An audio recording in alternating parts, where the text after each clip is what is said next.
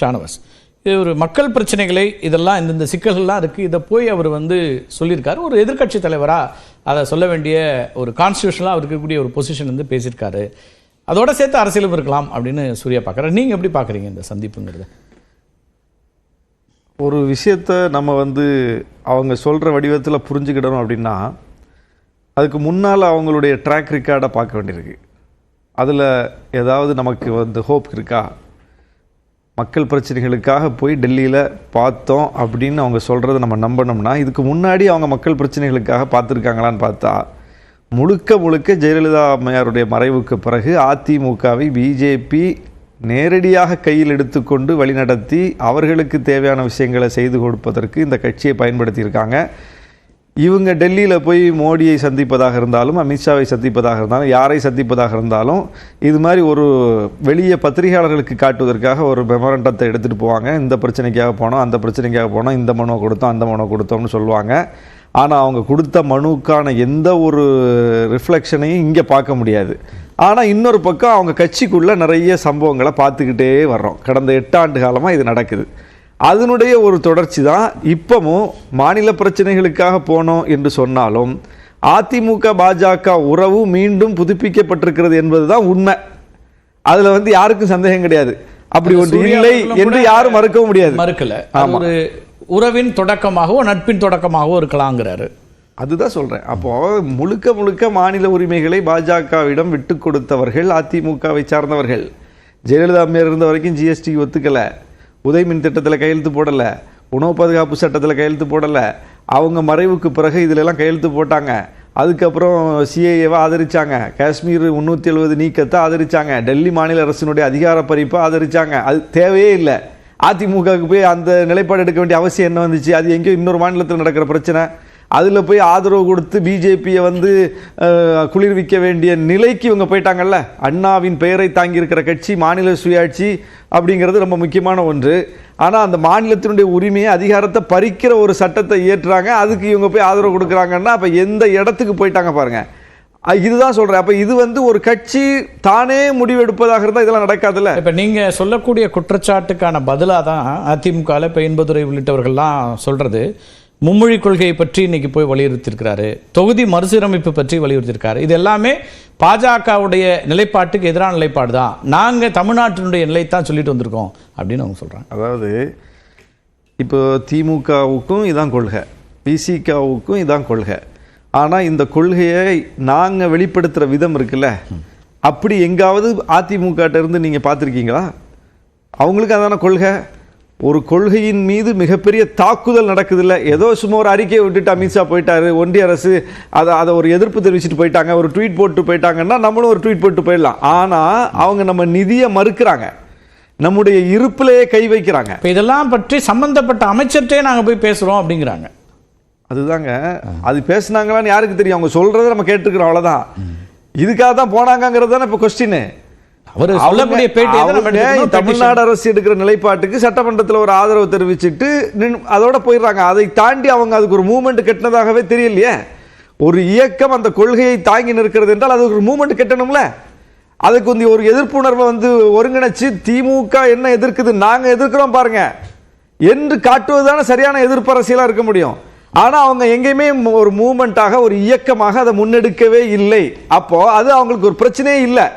அதை எதிர்த்து ஒரு அரசியல் இங்கே பண்ண முடியாதுங்கிறதுனால என்ன பண்ணுறாங்கன்னா அப்படி ஒரு அரசியலுக்குள்ளே போயிட்டு அது நேரடியான பாஜக அரசியலாக மாறிடுங்கிறதுனால கொள்கையை வழியில் அப்படி நின்றுறாங்க. நிற்கிறதோட சரி.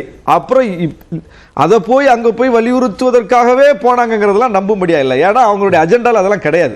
அங்கே கட்சி அலுவலகத்தை பார்க்க போனோம், அப்போ அப்பாயின்மெண்ட் கிடைக்கிது பார்க்குறோம் அப்படிங்கிறதா தான் அவங்க குறிப்பிட்றாங்க. அதாவது இந்த பிரச்சனைக்காக அவங்களுக்கு டெல்லிக்கு போகிற திட்டம், அமித்ஷாவை சந்திக்கிற திட்டம் இருந்தால் சட்டமன்றத்தில் இந்த 2 பிரச்சனைகள் குறித்த விவாதமும் நடந்திருக்கு. இந்த 2லையுமே அவங்க என்ன சொல்லியிருப்பாங்க? இப்போ முதலமைச்சர் என்ன சொல்றாரு? இதற்காக நான் பிரதமரை சந்திப்பதற்கு எல்லா கட்சியையும் கூட்டிட்டு போவேன்னு அங்கே சொல்றாரு, விவாதத்தின் போது சொல்றாரு. அப்போ அது ஒரு செயல் திட்டம் இருக்கு, அது குறித்து எங்களுக்கு ஒரு பிளான் இருக்கு, அதை நாங்கள் செய்ய போறோம்னு சொல்றாங்க. எடப்பாடி அங்கே எங்கேயாவது அப்படி சொன்னாங்களா? அதிமுக யாராவது சொன்னாங்களா? நாங்கள் வந்து இதுக்காக இங்கே உங்களுக்கு ஆதரவு கொடுக்கறது மட்டும் இல்லை, நாங்கள் மேலே போய் ஒன்றிய அரசிட்ட போய் உள்துறை அமைச்சரை போய் சந்தித்து நாங்கள் சொல்லுவோம் நீங்க என்ன செய்றீங்க, நாங்க அதை விட ஒரு படி மேல போய் செய்வோம் அப்படின்னு அவங்க சொல்லியிருக்கலாம்ல, சொல்லவே இல்லையா? ஏன்னா அவங்களுக்கு அதெல்லாம் திட்டத்திலே கிடையாது. இது சந்திப்பு பாஜக கொடுத்த அழுத்தத்தின் அடிப்படையில் நடந்திருக்குது. எடப்பாடிக்கு உள்ளபடியே அதிமுக பாஜக உறவின் மீது அவருக்கு வந்து ஒரு மாற்று கருத்து இருந்தாலும் கூட நிறைய பேர் இந்த விமர்சனங்களை வைக்கிறாங்க. அழுத்தம்னா அந்த சந்திப்புக்கு முதல் நாள் அவர் பத்திரிகையாளர் சந்திப்பில் சொல்றாரு, திரு ஓ பன்னீர்செல்வம் அவர்களையோ சசிகலா அவர்களையோ இணைக்கிறதுக்கான எந்த வாய்ப்பும் இல்லை அப்படிங்கிறதையும் அழுத்தமா சொல்றாரு. அப்ப அந்த பாஜக அழுத்தம் இருந்ததுன்னா அதை அவர் பேச முடியும். அந்த பாஜக அழுத்தத்தால் போய் பார்க்கிறாருன்னா அந்த முரண் இல்லையா? அதிமுகவில் தானே இணைக்க முடியாது. பாஜகவுடைய ஏற்பாட்டில் கூட்டணியில் இருக்கலாம்ல, பாஜகவுக்கு தொகுதியில் ஒதுக்கி கொடுத்துட்டு அதிலிருந்து அவங்களுக்கு ஒதுக்கி கொடுக்கலாம்ல. இன்னைக்கு வந்து எடப்பாடி கேட்டுக்கொண்டா ஓபிஎஸ் வந்து எடப்பாடி ஆதரவு ஸ்டாண்டை சட்டமன்றத்தில் எடுக்கிறாரு. சட்டமன்றத்துக்கு வராதவர் இப்போ வந்து உள்ள உட்கார ஆரம்பிச்சிருக்காரு. அதெல்லாம் யார் சொல்லி? இதற்கு முன்னால் ஓபிஎஸ் யார் சொல்லி கேட்டிருக்காரு? தர்ம யுத்தம் யார் சொல்லி நடத்தினாரு? இதெல்லாம் இருக்குல்ல, யார் சொல்லி பிஜேபி ஆதரவு நிலைப்பாடு எடுக்கிறாரு? அப்போ இதற்கு நான் அதான் சொல்றேன், எதுவுமே நம்ம கற்பனையில சொல்லல. ஏற்கனவே ஓபிஎஸ் உடைய ட்ராக்கை பார்க்குறோம், ஏற்கனவே டிடிவி உடைய ட்ராக்கை பார்க்குறோம், ஏற்கனவே எடப்பாடியுடைய ட்ராக் ரெக்கார்டை பார்க்குறோம், ஏற்கனவே இந்த 8 ஆண்டுகளில் அதிமுக உடைய ட்ராக் ரெக்கார்டை பார்க்குறோம். இது எல்லாமே அதிமுக தீர்மானித்து செயல்படுவது வெளிப்படுவது அல்ல. அதிமுக என்ன தீர்மானம் பண்ணாங்க? ஜெயலலிதா அம்மா மறைவுக்கு பிறகு யாரை பொதுச் செயலாளராக தேர்ந்தெடுத்தாங்க? சசிகலா. யாரை முதலமைச்சராக தேர்ந்தெடுத்தாங்க? ஓ பன்னீர்செல்வம். ஒரு கட்சி முடிவு எடுத்துருச்சுல. ஆமா, ஒரு கட்சி முடிவு எடுத்துச்சுல. ஒரு கட்சி முடிவு எடுத்தா உலகத்துல அந்த கட்சி முடிவு தானே வெளியே வந்திருக்கணும், நடைமுறையில் வந்திருக்கணும். நடந்துச்சா? நடக்கல. உலகத்திலேயே ஒரு அதிசயங்க இது. ஒரு கட்சி ஒரு முடிவு எடுத்த பிறகு அவங்க வழக்கு அதுல அவங்க தீர்ப்பளிக்கப்படுது, சிறைக்கு போக வேண்டியிருக்கு. அப்ப அந்த மாற்றங்களும் மாறுதுல அங்க. அதாவது பெரும்பான்மை ஆதரவோட போய் கவர்னர்ட்ட லெட்டர் கொடுத்த பிறகு வழக்க காரணம் காட்டி உலகத்துல அல்லது இந்தியாவில் எந்த மாநிலத்திலேயாவது யாருக்காவது ஆளுநர்கள் பதவி பிரமாணம் செய்யாம இருந்திருக்காங்களா? அந்த அதிமுக முடிவை எடுத்து விட்டாலும் கூட அந்த முடிவு நடைமுறைக்கு வரவில்லை. அப்போ அதிமுக முடிவு எடுத்து விட்டால் நடந்துரும்னா இல்ல, பிஜேபி முடிவு எடுத்தா தான் நடக்கும். அதிமுக முதல் கட்ட கருத்தை எடுத்துக்கிறேன். திரு தமிழ்மணி, இந்த சந்திப்பு என்பதை எப்படி பாக்குறீங்க? திரு ஷானவாஸ் சில பார்வைகளை விமர்சனங்களை அவர் இதில் வைக்கிறாரு, அதை எப்படி பாக்குறீங்க? முழுக்க முழுக்க அரசியல் சார். நான் எப்போதும் எவங்கிட்டையும் போய் சொல்றது இல்லை. அஸ் அ ரூல் எனக்கு எடப்பாடி வேண்டியவர் தான். அவர்கிட்ட நான் தினம் கூலி கீழி வாங்கி சாப்பிடல. எவர் ரைட் ராயலாக சொல்லிட்டு போயிருக்கணும், நான் அவரை பார்க்க போகிறேன், இந்த பென்ஷன் எடுத்துகிட்டு போ, தப்பு கிடையாது. இவருக்கு ஒரு கடமை இருக்கு. ஒரு பெரிய அரசியல் தலைவர் இன்னும் அழகாக கூட சொல்லியிருக்கலாம். போன மார்ச் மாதம் இன்னும் கதவு திறந்துருக்குன்னு அவர் சொன்னார், இன்னும் திறந்துருக்கான்னு நான் பார்த்துட்டு வரேன்னு சொல்லியிருந்தால் இன்னும் கூட பாராட்டியிருக்கலாம். ஒரு ராஜபாட்டையில் பயணம் செய்ய வேண்டிய முன்னாள் நாளை முதலமைச்சராகுவார் நான் எதிர்பார்க்கிற மனிதர் சந்து பொந்துகளில் பூந்து பயணம் செய்தது எனக்கு மன வருத்தத்தை உண்டாக்கி இருக்கிறது. செய்திருக்க கூடாது. அங்க போய் சொல்றாரு நாங்கள் யாரையும் பார்க்க வரல.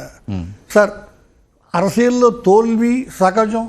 சந்திப்பு நடக்கிற வரைக்கும் சில விஷயங்களை கமிட் பண்ண வேணாங்கிறதும் வியூகங்கள் தானே இருக்கு சார். சொல்லிட்டு போனால் என்ன ஆகிருக்கும்? 2 ஹவர்ஸில் தயவு செஞ்சு சொல்லுங்கள் சார். ஒரு மிகுந்த அனுபவம் உள்ள பத்திரிகையாளர், நான் அவருக்கு விரோதி கிடையாது. ஆமாம்,